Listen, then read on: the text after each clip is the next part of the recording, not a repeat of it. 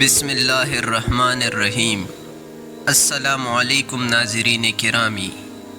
لقمان حکیم نے اپنے فرزند سے کہا، اے میرے فرزند، میں نے لوہا اور پتھر سب اٹھائے ہیں، لیکن کرس سے زیادہ بوجھل کوئی چیز نہیں اٹھائی۔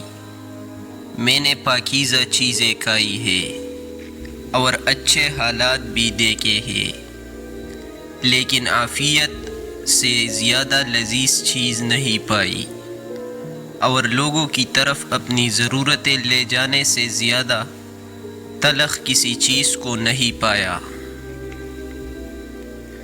اے بیٹے، جو کہتا ہے وہ جھوٹ بولتا ہے کہ برائی برائی کو ختم کرتی ہے۔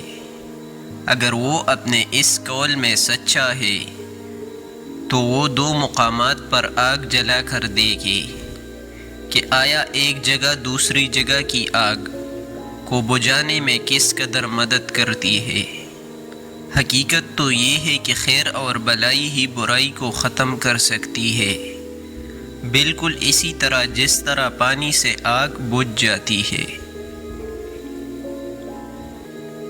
اے میرے بیٹے، کسی انسان کی موت پر خوش نہ ہونا، مصیبت زدہ شخص سے مذاق نہ کرنا، اور اچھائی کو کبھی مت روکنا۔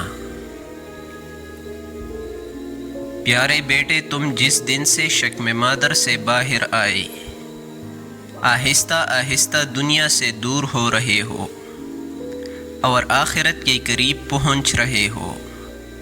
اس لیے تمہیں چاہیے کہ پیش آنے والی چیز کی تیاری کرو۔ تقوی کو تجارت قرار دو گے تو نفع حاصل کرو گے۔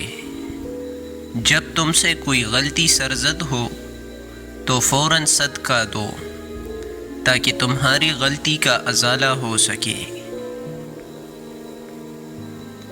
تم لوگوں پر ظلم کرنے کی قدرت رکھتے ہو تو ہرگز نہ کرنا، کیونکہ خدا کو تم سے انتقام لینے کی زیادہ طاقت ہے۔ اے میرے بیٹے، بے تکلف کلام سے پرہیز کرو، کیونکہ بے تکلف کلام سے کوئی فائدہ نہیں ہوتا۔